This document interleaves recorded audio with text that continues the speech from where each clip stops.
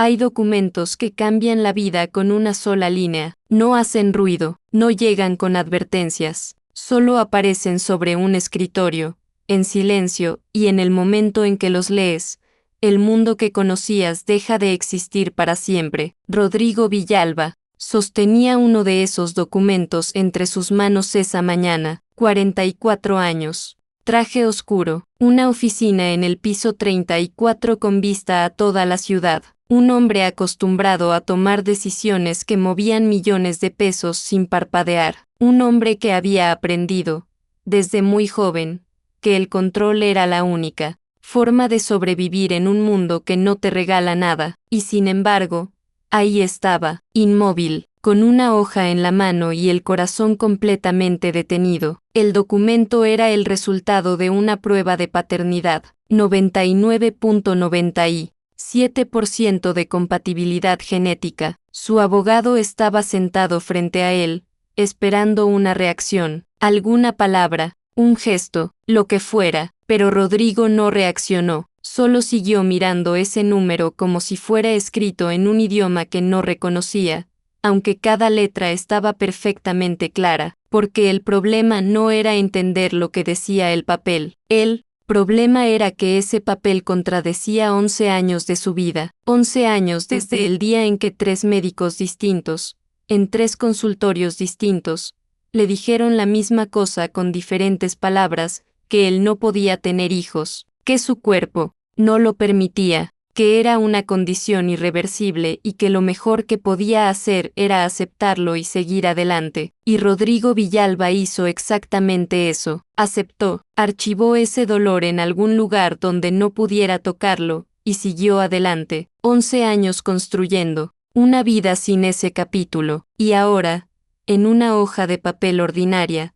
la biología le decía que todo había sido diferente. Su abogado deslizó otro documento sobre el escritorio, con un nombre, Elena Mares, 28 años, camarera del Hotel Gran Palacio. Rodrigo leyó el nombre una vez, luego lo leyó de nuevo, y algo dentro de él, algo que llevaba mucho tiempo guardado bajo llave, se movió. Conocía ese nombre, y el hecho de que lo conociera, el hecho de que ese nombre le produjera algo inmediato y difícil de nombrar, era ya el primer secreto de todo lo que estaba por descubrirse. Su abogado comenzó a hablar, procedimientos legales, derechos, pasos a seguir, palabras ordenadas y frías que llenaron la sala de reuniones con el sonido de la lógica. Rodrigo no escuchó nada, porque en ese momento, sin poder evitarlo, su mente fue a otro lugar, a una noche, de hacía 4 años, lluvia afuera, una habitación de hotel, y una mujer que no había intentado impresionarlo en ningún momento, que le había hablado con una honestidad tranquila y directa que él no estaba acostumbrado a recibir de nadie. Una noche que Rodrigo había enterrado con cuidado, no por vergüenza, sino porque lo que había sentido esa noche lo había asustado de una manera que no sabía cómo manejar. La única noche en años en que había bajado la guardia completamente, y luego, negro. Rodrigo puso el documento sobre el escritorio, se levantó, despacio, caminó hasta la ventana, miró la ciudad abajo, ese mundo de movimiento constante que desde aquí arriba parecía ordenado y controlable. Nada de lo que estaba pensando en ese momento era ordenado ni controlable. Había un hijo, un niño de 3 años que existía en algún lugar de esa ciudad. Un niño que según todos los diagnósticos médicos que Rodrigo había recibido a lo largo de 11 años no debería existir. Y sin embargo, el papel no mentía. 99.97%. La ciencia,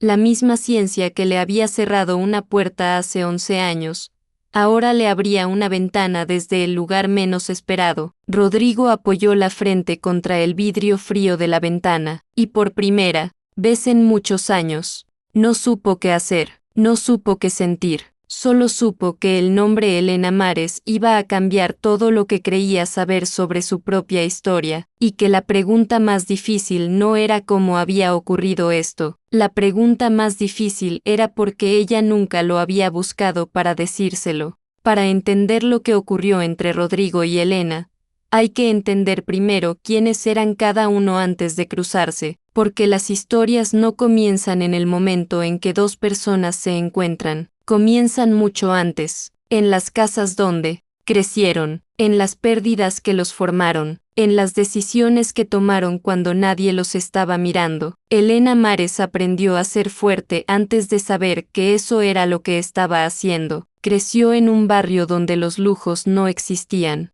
pero el orgullo sí. Su madre trabajaba doble turno en una lavandería. Su padre desapareció cuando Elena tenía 8 años, no de manera dramática, sino de la peor forma posible, despacio, con excusas, hasta que un día simplemente no volvió. Elena nunca habló mucho de eso, no porque no le doliera, sino porque aprendió muy pronto que el dolor que no nombras no detiene tu día. Desde los 16 años ayudó a sostener la casa. Desde los 18, cuando su madre comenzó a enfermarse, se convirtió en el pilar de una familia que dependía completamente de ella. No se quejaba, no porque fuera invulnerable, sino porque la fragilidad, en su mundo, era un lujo que simplemente no podía costear. Consiguió el trabajo en el Hotel Gran Palacio a los 23 años. Era un buen trabajo para alguien con su formación, uniforme limpio,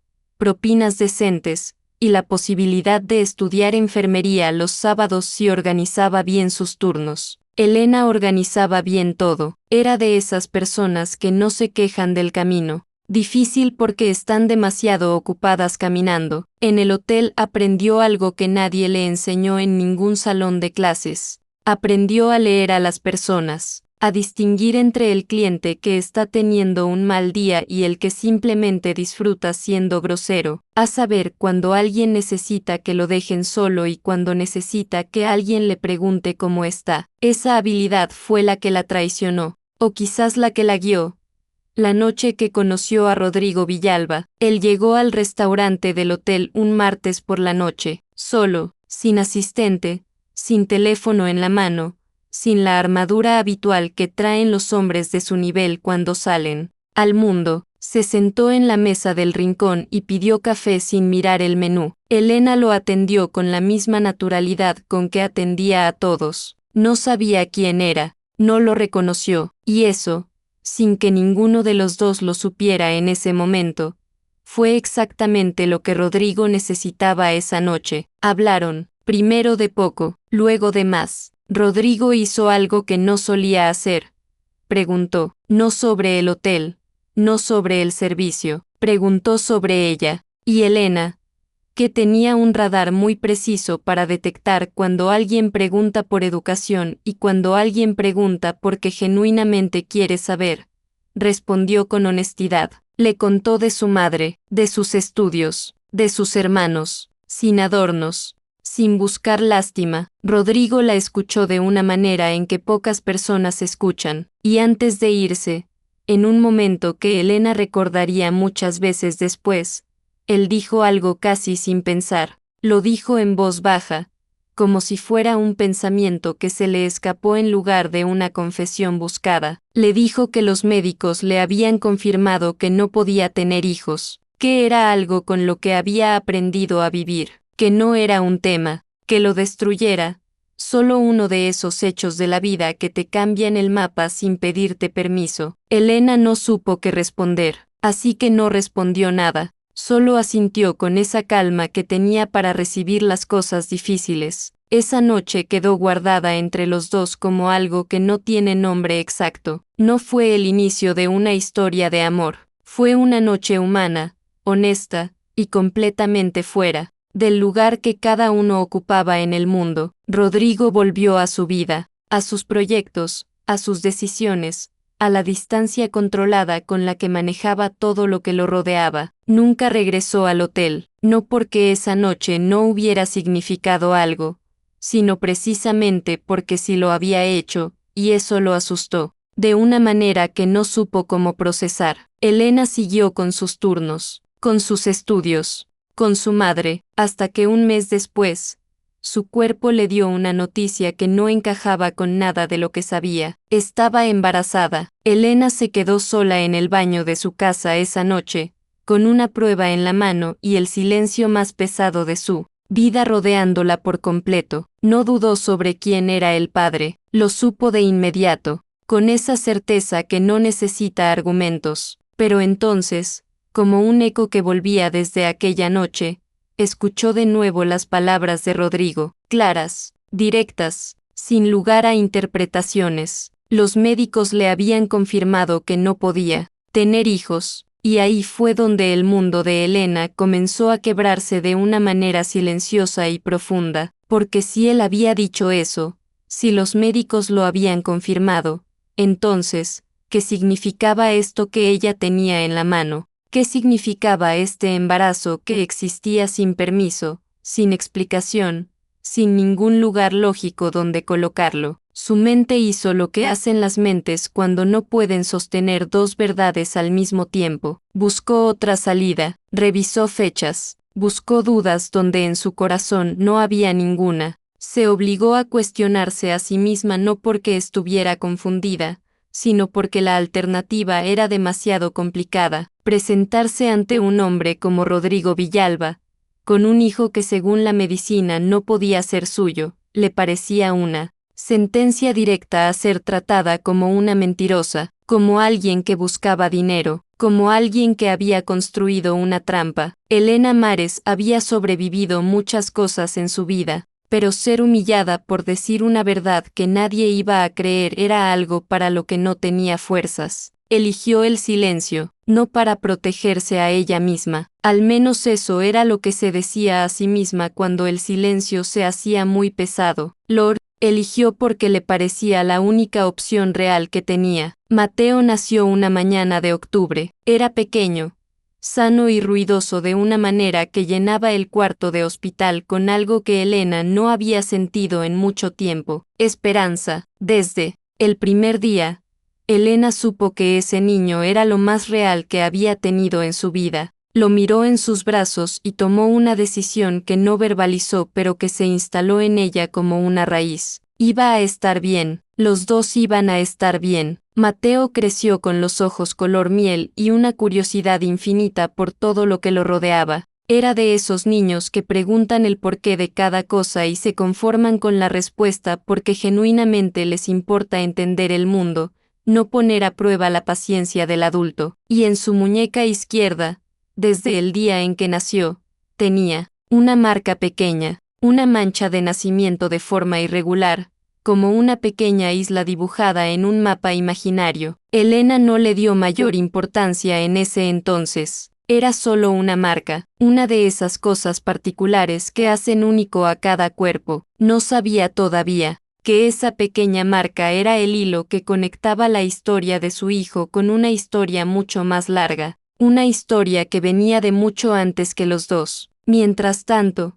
del otro lado de la ciudad, en el piso 34 de un edificio de vidrio y acero, Rodrigo Villalba seguía viviendo la vida que había construido sobre una certeza médica, que, sin que él lo supiera, tenía grietas desde el principio. Dos mundos completamente separados, dos personas que habían tomado sus decisiones con la información que tenían, cargando cada una con su propio peso, sin saber que el tiempo, paciente y silencioso, estaba preparando el momento en que esos dos mundos iban a volver a tocarse. Hay tormentas que no llegan con truenos, llegan en silencio, con un sobre, con un nombre escrito en tinta formal, con el lenguaje frío y ordenado de alguien que nunca ha tenido que pedir nada porque siempre ha podido simplemente exigirlo. Elena estaba terminando su turno de la tarde cuando la supervisora le entregó el sobre. No traía remitente visible, solo su nombre completo,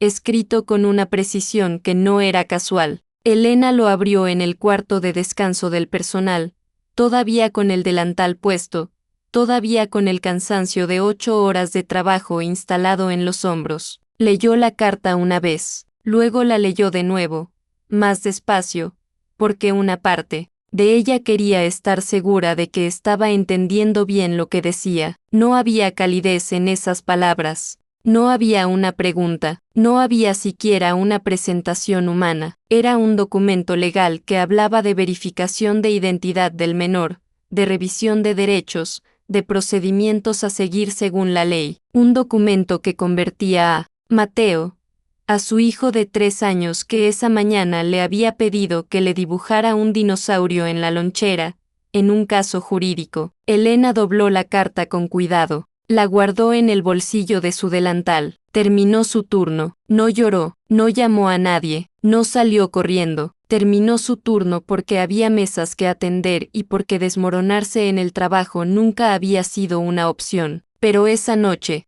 cuando Mateo ya dormía y la casa estaba en silencio, Elena se sentó en la cocina con la carta sobre la mesa y sintió algo que no era miedo exactamente. Era algo más profundo y más difícil. Era la sensación de que el mundo que había construido con tanto esfuerzo, ese equilibrio frágil pero real que había logrado sostener sola, estaba siendo tocado por manos que no entendían lo que estaban tocando. Rodrigo Villalba no había venido a conocer a su hijo, había mandado un abogado, y eso le dijo a Elena todo lo que necesitaba saber sobre cómo ese hombre pensaba manejar esta situación. Al día siguiente buscó ayuda legal, la única, que podía costear. Una abogada joven con una oficina pequeña y demasiados casos, pero con una claridad mental que Elena reconoció de inmediato como aliada. Juntas redactaron la respuesta, una sola línea, sin amenazas, sin drama, sin el lenguaje inflado que usan. Quienes quieren parecer más grandes de lo que son. Mi hijo no es una variable jurídica, era todo lo que necesitaba decir. Del otro lado de la ciudad, cuando el abogado de Rodrigo le leyó esa respuesta en voz alta, algo ocurrió en la sala de reuniones que el abogado no supo cómo interpretar. Rodrigo sonrió. No fue una sonrisa calculada ni irónica, fue involuntaria, breve, el tipo de sonrisa que aparece cuando algo te sorprende de una manera que no esperabas. Su asistente, que llevaba 12 años trabajando con él y que podía leer sus silencios mejor que la mayoría de las personas leían palabras, lo notó, y no dijo nada, pero lo notó. Rodrigo pidió los documentos completos del caso, los leyó solo, esa noche, en su apartamento, no como un empresario revisando una estrategia,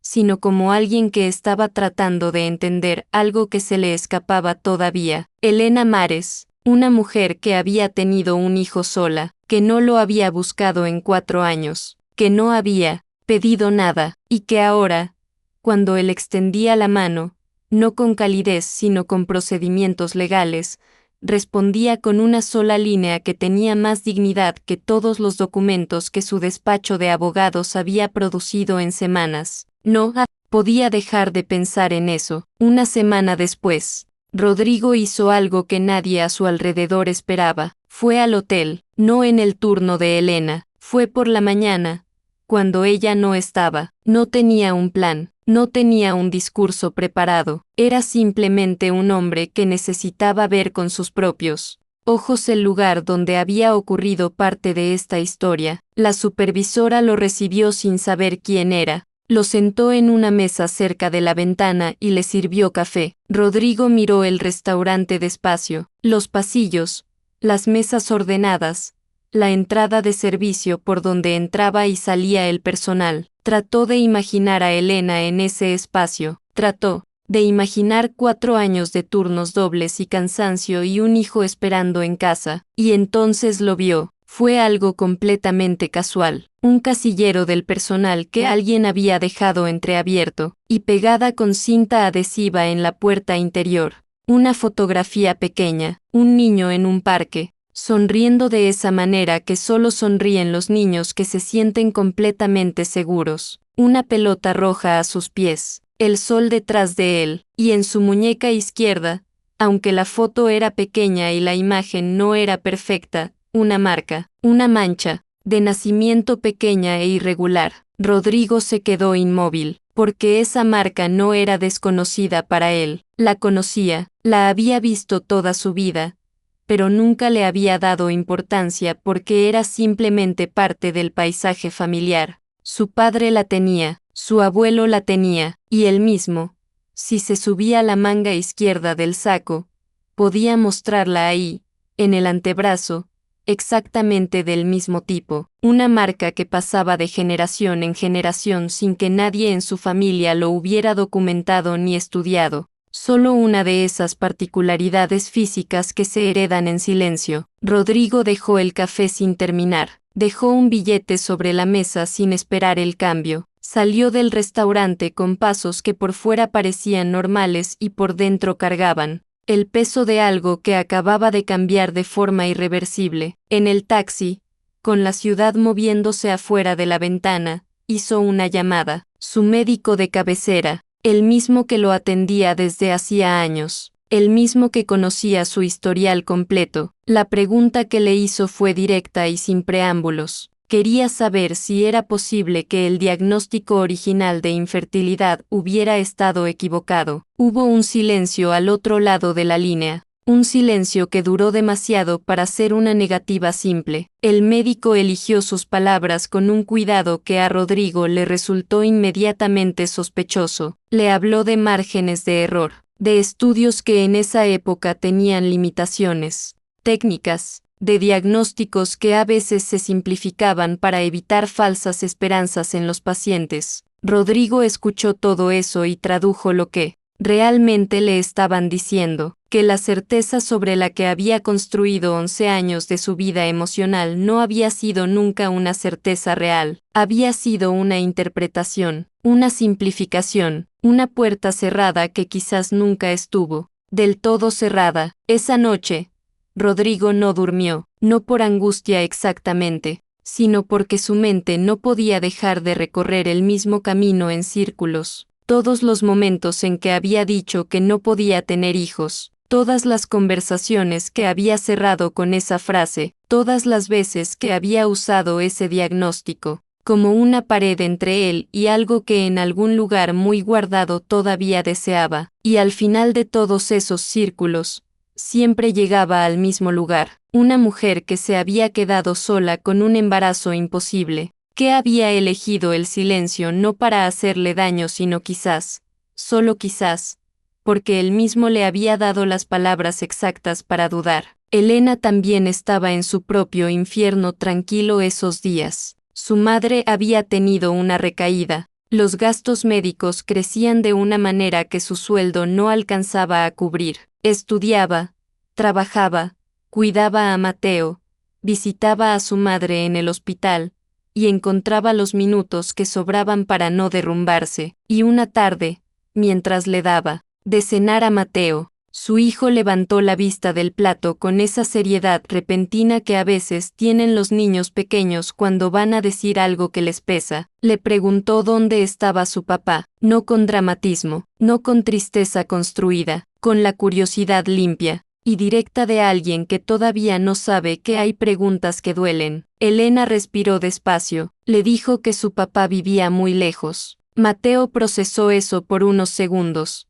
Luego preguntó si podía mandarle un dibujo. Elena dijo que sí. Esa noche, cuando Mateo dormía y la casa volvía a ese silencio que era a la vez su refugio y su peso más difícil, Elena apoyó la cabeza en la mesa de la cocina y lloró, por primera vez desde que Mateo había nacido, no porque estuviera vencida, sino porque hay un tipo de cansancio que no es físico, que viene de cargar sola con demasiado durante demasiado tiempo, que viene de ser fuerte no porque quieras sino porque no te queda otra opción. Lloró en silencio, para no despertar a su hijo, y luego se limpió la cara, apagó la luz de la cocina y fue a dormir, porque mañana había turno de mañana, y Mateo necesitaba su lonchera, y su madre esperaba la visita del jueves. La vida no hace pausa porque estés cansado. Elena lo sabía mejor que nadie. Lo que todavía no sabía era que al mismo tiempo que ella lloraba en silencio en esa cocina pequeña, del otro lado de la ciudad, había un hombre que no podía dormir, mirando el techo de un apartamento demasiado grande y demasiado vacío, con la imagen de una fotografía pequeña instalada en la mente, un niño con una marca en la muñeca, y la certeza, ya imposible de ignorar, de que el tiempo de los silencios se estaba terminando para los dos. Hay verdades que no llegan de golpe, llegan en capas, una encima de la otra, cada una más pesada que la anterior, y cuando finalmente tienes todas las piezas frente a ti, te das cuenta de que el problema nunca fue la falta de información. El problema fue lo que cada uno hizo con el miedo. Rodrigo llevaba días revisando documentos que nunca había querido revisar. No por descuido, sino por esa tendencia que tienen las personas poderosas de confundir el control con la fortaleza. Si no lo miras, no existe. Si no lo nombras, no duele. Pero el médico había abierto una puerta que no podía volver a cerrar. Y Rodrigo, con esa disciplina metódica que aplicaba a todo en su vida profesional, decidió aplicarla también aquí. Revisó cada expediente, cada estudio, cada firma, cada fecha. Fue su abogado quien encontró el primer hilo suelto. Estaban revisando los documentos del divorcio con Isabela, no porque fueran relevantes para el caso de Mateo, sino porque el abogado quería tener el panorama legal completo de Rodrigo antes de proceder. Y ahí, enterrada entre cláusulas de separación de bienes y acuerdos de confidencialidad, apareció algo que no tenía explicación simple, una cláusula que Isabela había exigido personalmente. Una cláusula que protegía información sobre procedimientos médicos realizados durante el matrimonio. Rodrigo la había firmado sin leerla con cuidado. Eso era algo que nunca hacía en los negocios. Pero el divorcio no había sido un negocio. Para él, había sido una herida que quería cerrar lo más rápido posible. Y en esa prisa, había firmado cosas que no procesó completamente. Le pidió a su abogado que investigara. La respuesta tardó 4 días en llegar, y cuando llegó, Rodrigo tuvo que leerla 2 veces, igual que había leído el resultado de la prueba de paternidad.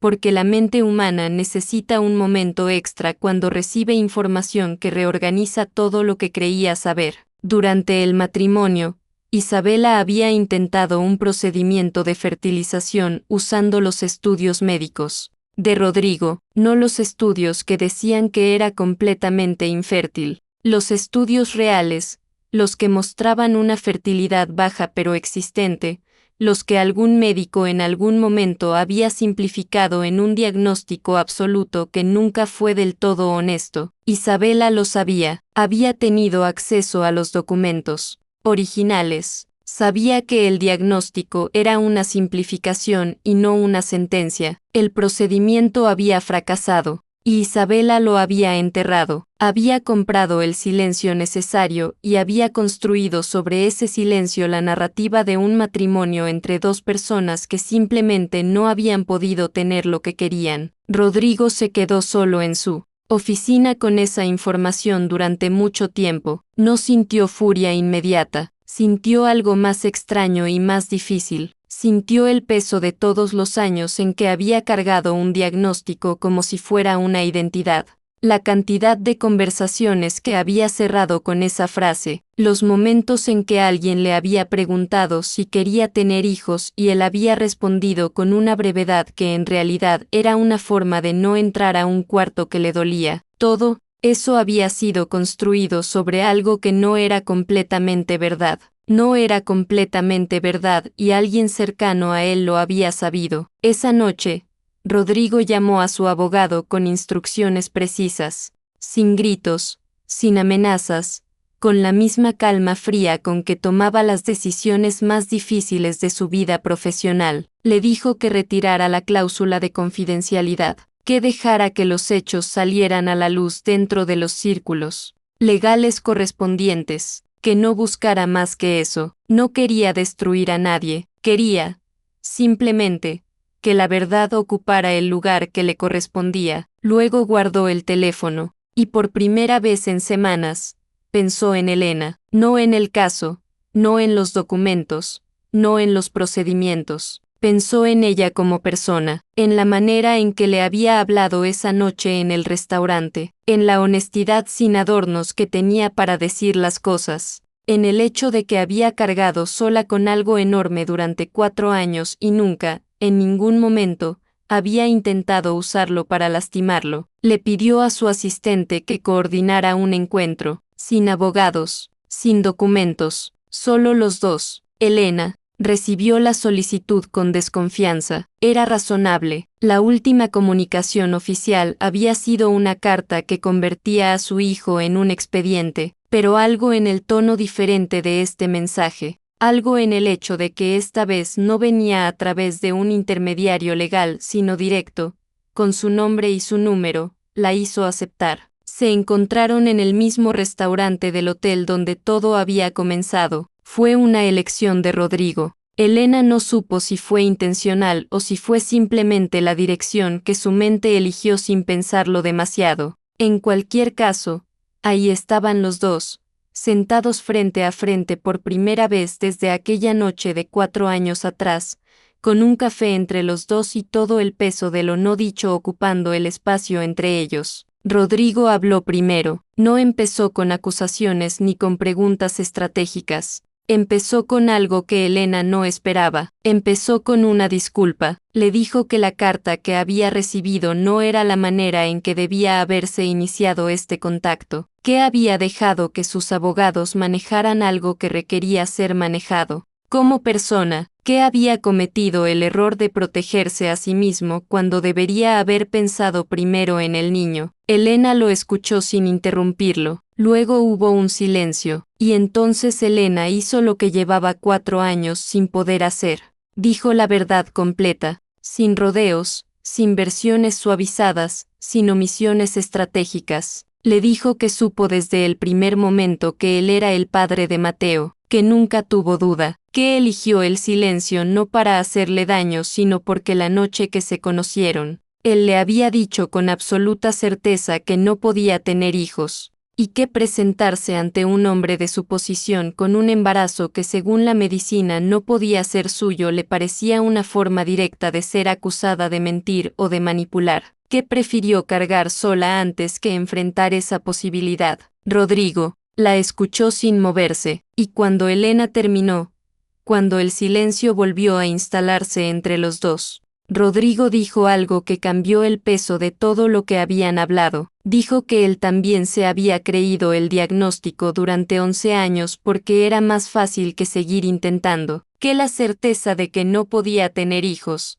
aunque dolía, también lo protegía, porque si era imposible, no tenía que desear, no tenía que esperar, no tenía que arriesgarse a querer algo que no iba a llegar, que había usado ese diagnóstico como una pared, y que ahora entendía que Elena había usado sus palabras de la misma manera, no por maldad, sino porque cuando alguien te da una razón para no esperar, a veces la tomas porque el peso de esperar es demasiado grande. Los dos se habían rendido, de maneras distintas, desde lugares distintos, con herramientas distintas. Pero los dos habían elegido el silencio porque el silencio dolía menos que la posibilidad de ser rechazados por decir la verdad. Ninguno de los dos se había hecho daño con intención, se habían hecho daño con miedo, y eso era, de cierta manera, mucho más difícil de sostener que la furia. Fue en ese momento que Mateo entró al restaurante. Elena lo había traído esa tarde sin haberlo planeado completamente. Su cuidadora habitual había cancelado a último momento y no había tenido opción. Había llegado con Mateo tomado de la mano, esperando que Rodrigo entendiera la situación o que simplemente reprogramaran. Pero Rodrigo no había pedido reprogramar, y ahora Mateo estaba ahí, con 3 años y medio y una mochila con dinosaurios en la espalda, mirando al desconocido sentado frente a su mamá con esa curiosidad directa que tienen los niños que no han aprendido todavía a filtrar lo que sienten. Luego metió la mano en su mochila, sacó un papel doblado en 4 partes, se lo extendió a Rodrigo sin decir nada, con la seriedad de alguien que está entregando algo muy importante. Rodrigo lo tomó, lo abrió despacio. Era un dibujo, 3 figuras bajo un sol amarillo, una grande, una mediana, una pequeña, sin nombres, sin contexto, sin más explicación que la que solo los niños pueden crear cuando dibujan el mundo como les gustaría que fuera. Rodrigo miró el dibujo, luego miró la muñeca izquierda de Mateo, donde la marca estaba ahí, pequeña y clara, igual que la suya. No lloró, pero algo en su mandíbula se tensó de una manera que Elena reconoció de inmediato como el esfuerzo de alguien que está tratando con todas sus fuerzas de no derrumbarse, en un lugar público, y Elena, que había pasado 4 años sin saber si había tomado la decisión correcta, sintió por primera vez que quizás, solo quizás, el camino que quedaba por delante era diferente al camino que habían recorrido, hasta aquí, no más fácil, necesariamente, pero diferente, y a veces diferente es suficiente para seguir. Hay cosas que no se pueden recuperar. El tiempo perdido no vuelve, los años no se devuelven, las noches que alguien pasó solo cargando un peso que no tenía que cargar solo no desaparecen porque ahora haya más claridad. Rodrigo lo sabía, y esa conciencia era, paradójicamente, lo que lo estaba cambiando de una manera que ningún evento de su vida anterior había logrado, porque Rodrigo Villalba había construido toda su vida sobre la idea de que los problemas se resuelven, que si aplicas suficiente inteligencia, suficientes recursos, suficiente voluntad, cualquier cosa puede arreglarse y volver a su estado original. Pero esto no era un problema que se resolviera, era una realidad que se habitaba, despacio, con honestidad, sin atajos. La mañana después de la conversación en el restaurante, Rodrigo no llamó a su abogado, no revisó documentos, no abrió su agenda llena de reuniones y decisiones y personas que dependían de él. Se sentó en su apartamento con un café que se fue enfriando mientras miraba por la ventana, y lo que pensó no fue estratégico ni calculado. Pensó en Mateo, en su manera de extender ese dibujo con la seriedad de alguien que entrega algo valioso, en sus ojos color miel que lo habían mirado sin miedo, sin desconfianza, con esa apertura completa que solo tienen las personas que todavía no han aprendido a protegerse del mundo. Pensó que ese niño no le debía nada, que él era el adulto, en esta historia, que si algo iba a construirse aquí, tenía que construirse con cuidado y con paciencia, no con la urgencia de quien quiere recuperar el tiempo perdido de golpe. Llamó a Elena esa mañana, sin abogados, sin intermediarios, le pidió permiso para conocer a Mateo, con esa palabra exacta, permiso, no acceso, no derecho, no visita supervisada, permiso. Elena escuchó esa palabra y sintió algo que no esperaba sentir, confianza, pequeña todavía, frágil, pero real. Le puso una sola condición, le dijo que si en algún momento Mateo le preguntaba quién era, tenía que decirle la verdad, no en las palabras de Elena, en las suyas propias. Rodrigo dijo que sí sin dudar. El primer sábado fue en un parque. Rodrigo llegó 10 minutos antes. Estaba parado junto a la entrada cuando Elena llegó con Mateo tomado de la mano. Se vio a sí mismo desde afuera por un segundo. Ese hombre de traje oscuro acostumbrado a entrar a salas de juntas con autoridad natural, parado junto a un columpio, con las manos en los bolsillos sin saber exactamente qué hacer con ellas. Mateo lo miró con curiosidad. Luego miró a su mamá, luego volvió a mirarlo a él, y sin más protocolo que ese, se soltó de la mano de Elena y caminó directamente hacia Rodrigo para preguntarle si sabía girar un trompo. Rodrigo no sabía girar un trompo, lo admitió con una honestidad que hizo reír a Elena desde la banca donde se había sentado a una distancia prudente. Mateo asumió la responsabilidad de enseñarle con una paciencia que superaba con creces la de muchos adultos. Le explicó los pasos 2 veces, le corrigió la posición de los dedos, le aplaudió cuando el trompo giró aunque fuera medio segundo antes de caerse. Rodrigo siguió las instrucciones del niño de 3 años con una concentración que no había aplicado a nada en semanas, y en algún momento de esa tarde, sin que nadie lo anunciara ni lo marcara, algo cambió. No fue un momento dramático, no hubo música de fondo ni luz especial. Fue simplemente Mateo tomando la mano de Rodrigo para llevarlo a ver un insecto que había encontrado entre las piedras del camino. Esa mano pequeña rodeando la suya durante 3 segundos antes de soltarse para señalar el insecto con entusiasmo. Rodrigo se quedó mirando su propia palma cuando Mateo la soltó, como si en esos 3 segundos hubiera ocurrido algo que no tenía nombre en ningún idioma que conociera. Elena lo vio desde la banca, no dijo nada, pero algo en su pecho, algo que había estado tenso durante 4 años, cedió. Un poco. Las semanas siguientes fueron de construcción lenta. Rodrigo aprendió que Mateo tenía una relación muy seria con los dinosaurios y una desconfianza razonable hacia las espinacas, que se dormía más fácil si alguien le cantaba aunque cantara mal, que cuando algo le preocupaba no lo decía con palabras sino que se quedaba muy quieto y miraba al piso. Rodrigo aprendió a leer ese silencio, y Mateo, con esa inteligencia emocional que a veces tienen los niños que han crecido cerca de una madre fuerte, fue incorporando a Rodrigo a su mundo sin hacer grandes preguntas todavía, con la naturalidad de alguien que decide que una persona es bienvenida simplemente porque lo siente así. La resolución de todo lo que había ocurrido con Isabela no fue dramática. Rodrigo había retirado la cláusula de confidencialidad.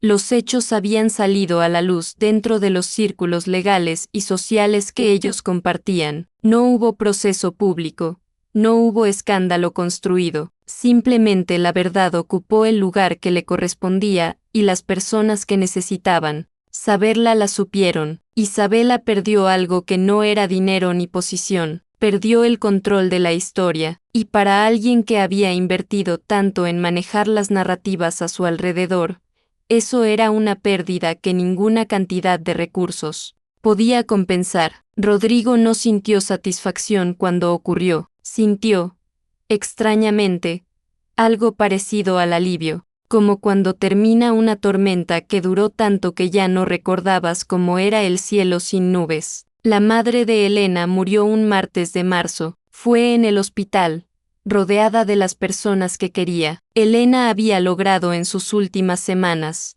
algo que no esperaba poder darle: calma, tiempo sin urgencia, visitas sin el peso permanente de las facturas médicas impagables. Lo que Elena no supo hasta después fue que Rodrigo, sin decírselo, sin pedirle nada a cambio, había asegurado discretamente el tratamiento paliativo de su madre a través de un intermediario, sin su nombre, sin que pareciera un gesto de él. Cuando Elena lo descubrió, no lo llamó de inmediato, se quedó un momento con esa información, dejó que aterrizara en el lugar correcto, luego lo fue a buscar. No lo encontró en su oficina sino en el parque donde solían llevar a Mateo los sábados. Estaba sentado en una banca, solo, con el teléfono guardado, mirando a los niños jugar con esa expresión que Elena ya había aprendido a reconocer en él, la expresión de alguien que está aprendiendo a estar presente en lugar de estar solamente ocupado. Elena se sentó a su lado, no dijo gracias, no porque no lo sintiera, sino porque había algo en ese gesto de él, en el hecho de que lo había hecho en silencio y sin esperar reconocimiento, que merecía algo más que una palabra de agradecimiento. Lo miró, y Rodrigo la miró a ella, y los dos entendieron lo que ese silencio contenía. Algunas cosas no necesitan palabras cuando las personas ya aprendieron el idioma del otro. El día que Rodrigo firmó el reconocimiento de paternidad fue un miércoles ordinario. Había pedido a sus abogados que dejaran los documentos listos pero que no estuvieran presentes para la firma. Quería estar solo. Se quedó en su oficina del piso 34 con el documento frente a él y el bolígrafo en la mano. Miró la ciudad abajo, ese mismo paisaje que había mirado tantas veces desde ese mismo lugar, tomando decisiones sobre proyectos, contratos, estrategias, decisiones que movían números y estructuras y nombres en un organigrama. Esta decisión no movía nada de eso, esta decisión solo movía su propio nombre, lo sacaba del lugar donde había estado durante 4 años, ese lugar de ausencia no elegida, y lo ponía donde correspondía. Se quedó un segundo antes de firmar, solo un segundo, luego firmó, sin drama, sin ceremonia, con la tranquilidad de alguien que finalmente está haciendo algo que debería haber podido hacer mucho antes, y que elige no cargar con culpa por el tiempo perdido sino con responsabilidad por el tiempo que queda. Esa tarde fue al parque. Elena no lo esperaba, Mateo tampoco, pero cuando Rodrigo apareció por el sendero de entrada, Mateo levantó la vista desde donde estaba jugando y corrió hacia él con esa velocidad sin filtro que tienen los niños cuando alguien les importa. Rodrigo lo cargó, por primera vez, lo cargó completamente, sin la incomodidad inicial de las primeras semanas, con naturalidad, con ese peso específico de un niño de casi 4 años que se acomoda en los brazos de alguien de confianza. Elena los miró desde lejos, pensó en su madre, en todos los turnos dobles, en la noche que había llorado sola en la cocina con la pregunta de Mateo todavía flotando en el aire, en la carta fría que había recibido en el trabajo, en todas las decisiones que había tomado con la información que tenía, haciendo lo mejor que podía con lo que tenía disponible. No tenía respuesta para si había tomado las decisiones correctas, pero estaba aquí, Mateo estaba aquí, y la persona que cargaba a su hijo en ese parque era alguien que había aprendido, quizás tarde pero de verdad, que el control no es lo mismo que el amor, y que las cosas más importantes de la vida no se negocian ni se archivan, se habitan. Rodrigo bajó a Mateo al suelo cuando el niño señaló algo interesante en el otro extremo del parque y salió corriendo sin más aviso que ese. Se quedó parado, un momento, mirando a su hijo alejarse con esa energía imparable. Luego miró su antebrazo izquierdo, la marca que siempre había estado ahí, tan familiar que había dejado de verla hacía años. La misma marca que estaba en la muñeca de Mateo, una línea invisible entre generaciones, una continuidad que existía sin pedirle permiso a nadie, sin diagnósticos, sin papeles, sin el peso de todas las historias que los adultos cargan y que los niños todavía no, solo una marca, solo sangre reconociendo sangre. Rodrigo volvió a mirar al parque, y caminó hacia donde estaba su hijo,